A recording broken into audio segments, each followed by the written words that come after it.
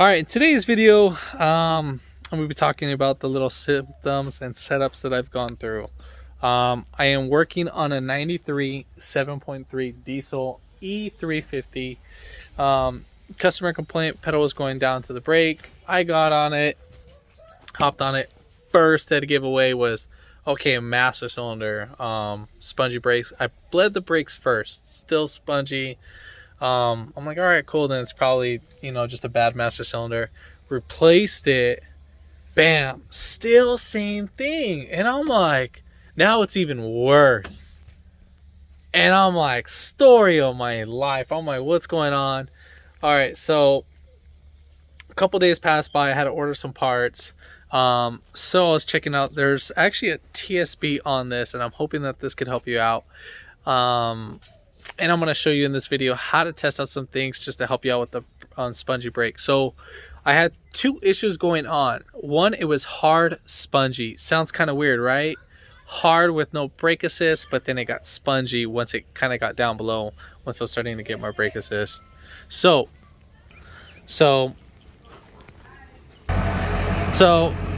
first things first, what we want to go ahead and do is we want to go ahead and start the car. Now we want to check for pressure.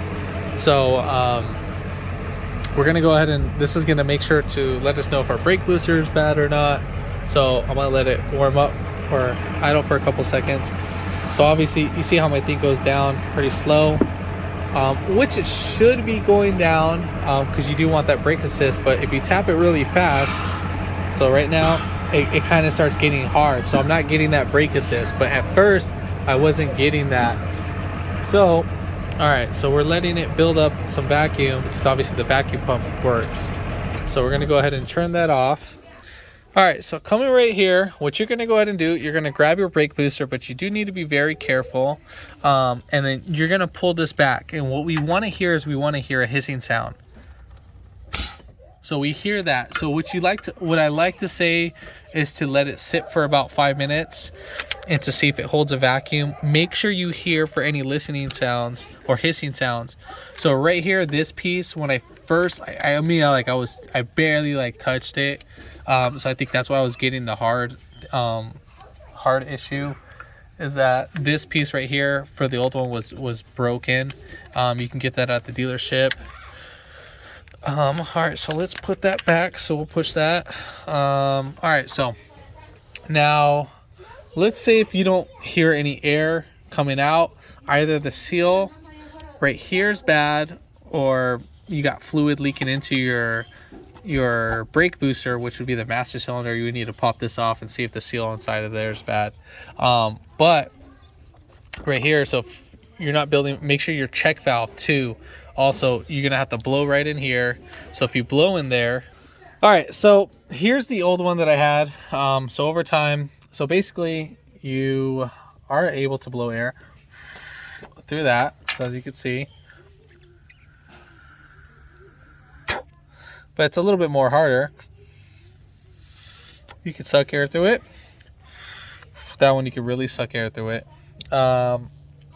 All right, so now for the other way, this is a one-way check valve. So we're gonna go ahead and blow into this. Now you need to do probably 3 different steps of blowing. So one, a little mild, like a little slow blow. Second's a mild, and then one's a heavy blow. So here's what we're gonna start with, the slow blow. So obviously we know it's not holding anything. So obviously can't hold any pressure when you turn off the vehicle. Now we're gonna do a medium. So medium, it's it's kind of right there, borderline failing, but still passing. And if I really blow on it, so nothing's happening, but still that's defective. So obviously we can see this one, mild. We're gonna start off with the slow, nothing, mild, nothing, now hard, nothing. So this is good. Now to pull in air, it is a little bit more harder than what it should be. So I think that's fine. Yeah, this one's actually a lot more easier, probably because it's bad. As you can see, I'm not using that much resistance. All right, so we're gonna get up to the next step. Let me put this back. All right, so I'm gonna go on the inside, and I'm pretty sure, maybe, I'm hoping you guys can hear this. So we're gonna go ahead and start this. I have the hose disconnected.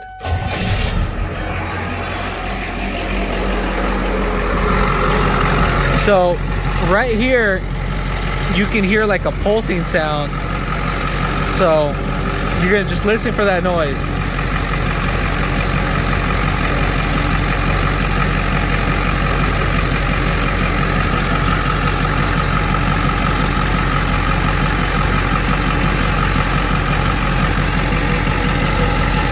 So you hear that while I still have that connected. So if you're hearing that,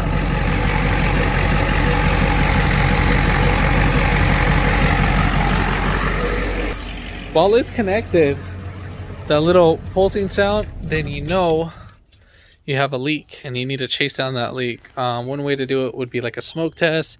You do have like kind of vacuum bus bar right here. We have our bus bar. This is where, from the vacuum pump right over here, obviously different applications might be different. So we have all this. So if you're pulling in vacuum from everywhere else, you can it's either coming out here, or you can block off each individual one to narrow it down. So if it's coming from the brake booster, stop it right there and see, maybe this guy might be cracked, so you need to stop it from here at the source of that. And if it's still making the noise, then we know the pump is bad, or maybe the connection at the back of there is bad. All right, so let's say that all checks out fine. Then the next step would be to do a brake adjustment. In my case, it wasn't really that. You're gonna need a flathead screwdriver, go in the back, and then you are gonna come right here. So they have these little peepholes. So right here, you're gonna lift them up. And then once they get kind of tight or whatever, then you're gonna back them up a couple, maybe about a quarter of a turn or something, until you get it to proper specs, whatever. So make sure when you're also pressing the brakes that you're hearing the drums squeak. So when you have someone else pressing on the brakes, you're gonna hear the drums actually make some noise. If you're not hearing them make some noise, obviously either one, we have too much space in them, and maybe the slave cylinder, the master cylinder inside, is probably bad. If you see fluid inside of here, it's leaking. Obviously this is all wet right now because I was bleeding the brakes. Such a pain in the butt to get to. So watch, we're gonna pay attention. Go ahead and press the brake again. So you can hear that noise. You can hear the springs opening. That's it. You can hear the springs working inside here, and then check it for that way too. All right, so next step would be to check your calipers. I replaced both calipers. So the reason why I replaced these is because they were leaking right here at the bleeder screw. Crazy. I replaced the bleeder screw, still leaking. So once I replaced the bleeder, the whole caliper, then bam, I stopped losing fluid right here. Now they didn't leak until I actually touched them. So once I touched them, I really tightened them down, and they were still leaking the moment you press on the brakes, but very slow. But just, over time we're going to get air sucked in, and obviously, so check those out, make sure that's going. Obviously I should be taking off the rear drums, but he recently had the rear brakes done. But I shouldn't go by anybody else's work but my work, and I should check it out. I'm just showing you all the procedures of what I've done. Now let's say if you're going to bleed the brakes, so you're going to start from the right rear, left rear, hydraulic unit, which is right under here where the driver door is. You're gonna come right up under, and right here's a little bleeder screw. I believe that's a 8mm right on there. So you can see this little screw right here. Now when you put the key on the on position, you should feel this thump. So you're gonna feel like a little solenoid kick back and forth when you put the key on the on position. Now it might take up to about 2 seconds, 3 seconds, no more than that, when you feel the click. When you put the key on the on position but not starting, you just want to listen for that. So you can put your hand on it. That one might be defective, I don't know. So mine, what it does is that we have the main brake line. It goes to here to the unit itself, and then it feeds to the front brakes, I believe. Or is it just the rear? No, it's just the rear. My bad. Sorry about that. So it feeds to the rear, and then obviously this will proportion to the rear and so forth. For some reason, I got misconfused for that. All right, so next set up. Then you would start with the right rear, or the front right, and then the left front. All right, so now let's say that checks out. All right, everything's all good. Now let's just say you replace the master cylinder like me. Now, with the OEM one, it comes with a certain size. I didn't get that one actually. So this is the stock bore for this. I didn't do that. Now there's 3 different bores. What you can do is, I'll grab the box right now. So this is like the biggest bore that they have, but you're gonna have to do a slight modification to this. Right here, you're gonna have to drill in this piece. This will fit in here. Obviously you can see, I just want you guys to see the difference in these. You see how much fatter they are in difference. So let me get you like a little, here's a 15 millimeter. So you can just have as a comparison, just so you can see. You see how this guy is like almost covering it? You see how this is like almost double the size. As you can see the thickness in that. This would be great to have. Literally, this would be great to have in your 7.3. I believe this one's coming from the 450.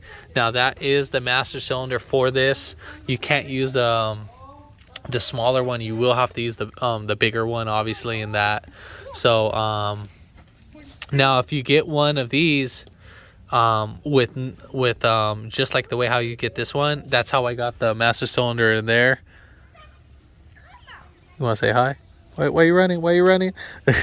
So that one didn't come with it. So you're gonna have to use reuse your old master cylinder, the reservoir tank. So what I did is that I got this guy. So I got this guy right here, and I pried it right here. And then, I mean, you can spray some like WD-40 right in there just to like lubricate it, just like a little light coat, whatever, light coat, and it should come right up. Same bolt holes. Again, this will fit in there. I already test fit it. I just literally, you have to drill it out just a little bit. Now I have a size in between these guys. Now that really helped out a lot. So when I went from that one, the one on the right still has spongy brakes, whatever. That's what fixed my solution. I still got to do a brake booster adjustment. I'm going to do that next. So as you can see, that one's a little bit bigger. It's not that big.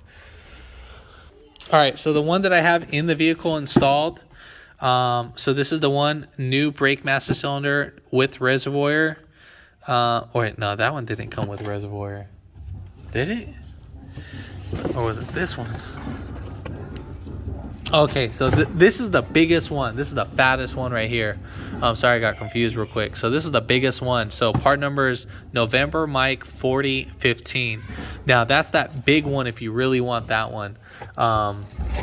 Now for the master cylinder, just the cylinder itself, the master cylinder with no reservoir, it's Mike 3032. That's the one that I have on the vehicle.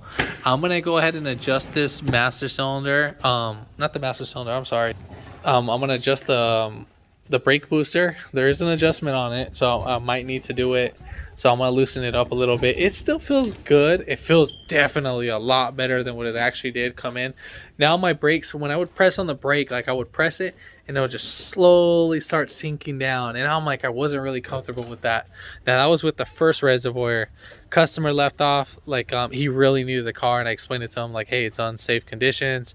We test drove it. He was like, all right, cool. He's like, yeah, I got the hang of it, and he just really needed the car for that moment. He got what he understood what he was getting himself into. So yeah, so that was all on him. But yeah, he brought it back, and within those couple days, so put on that master cylinder. I test drove it, worked great. Now, I mean, as for diesels, now that vacuum pump doesn't build the vacuum as fast as it should with how personally how I would like it, but I mean that's what we're working with. It is within spec. You can get a vacuum gauge, so vacuum tool just like this right here, you can get that. And it should, hey, the way how you can tell this is good, right here, my glare, it should be, I think it's 20 or between 20 and 25. That's where it should be when you're pulling in vacuum. So you'd pull this guy right off.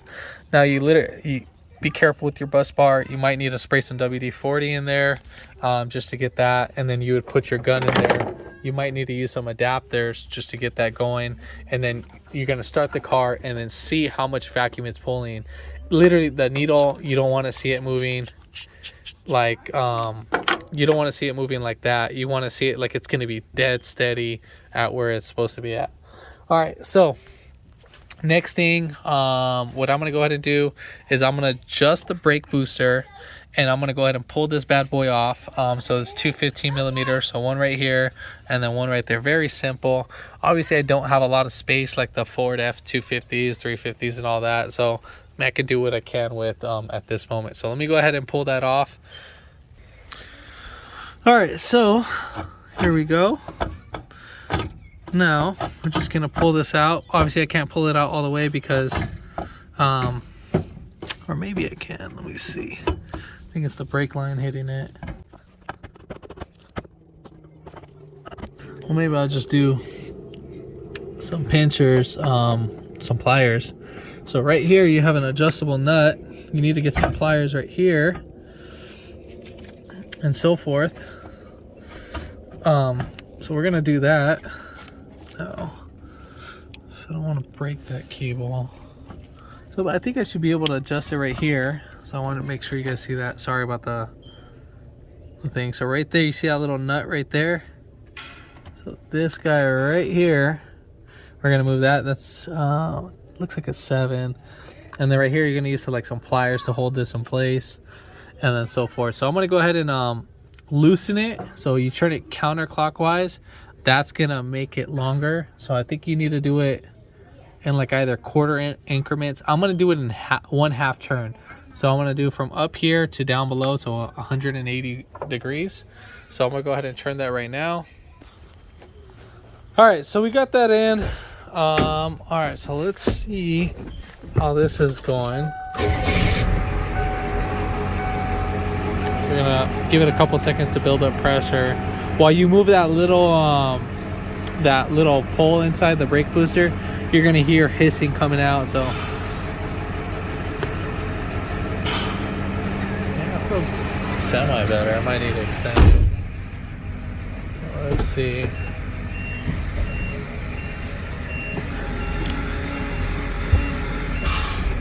Oh yeah, that feels better.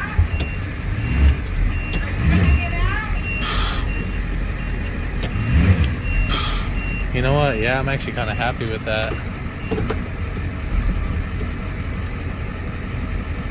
I'm just going to use the emergency brake real quick to build up some air. And I'm going to go forward and I'll give it some. Oh yeah, I love that. All right, cool. So awesome. That feels great. I actually did it instead of doing it a half turn. Let me take off my halo light. Yeah, I know. Look funny with it. I did 3 rotations. I don't know, for some reason I'm like, let me just do 3 complete rotations. Did that.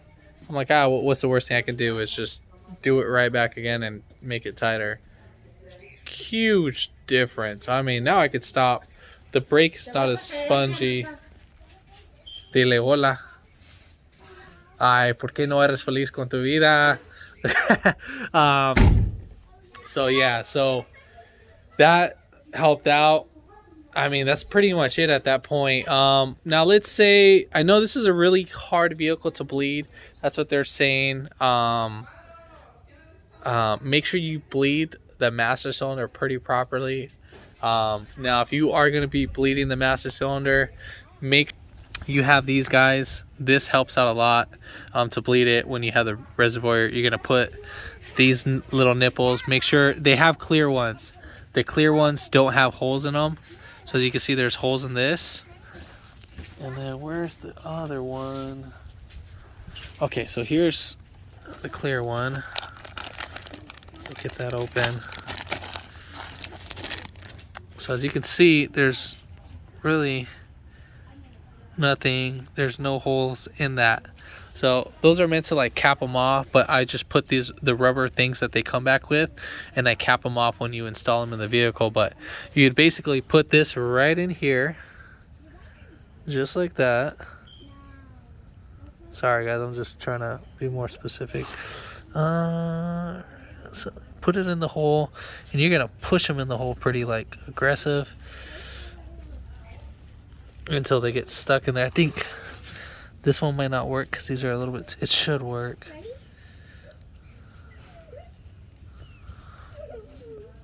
I don't know why that one's not going in. I don't even think that hole's right. Yeah, so it should go in like that. And then from there, you would have your reservoir just like that.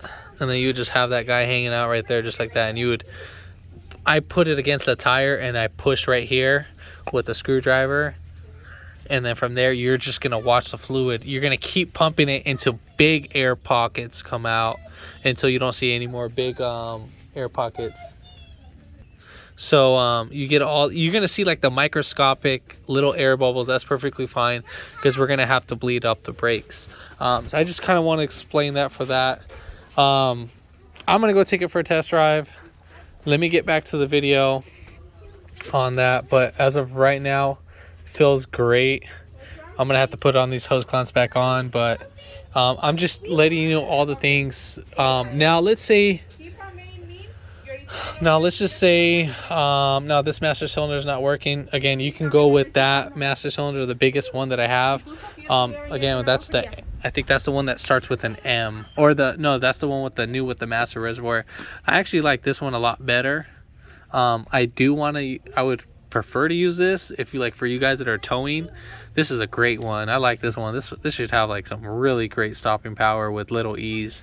Obviously compared to this one, huge difference, huge bore. This literally fits in there pretty perfect. But yeah, you can see it's about almost double in size. But yeah, I'm gonna go ahead and take this for a spin, and then we'll get right back to the video. So I'm loving the brakes. Brakes feel great. So I'm gonna kind of show you, I don't have to fully press on it. So right there, when I'm getting about maybe about an inch down, then that's when I can start feeling the brakes start pressing. Now it's not going all the way down, so it's about right there, about an inch to 2 inches. And then as you can see, my pedal's not sinking, so I mean I can press it down more. It's not sinking, so I mean I'm pretty happy with that. That made a huge difference. Oh yeah. Yeah, I'm really happy with that. So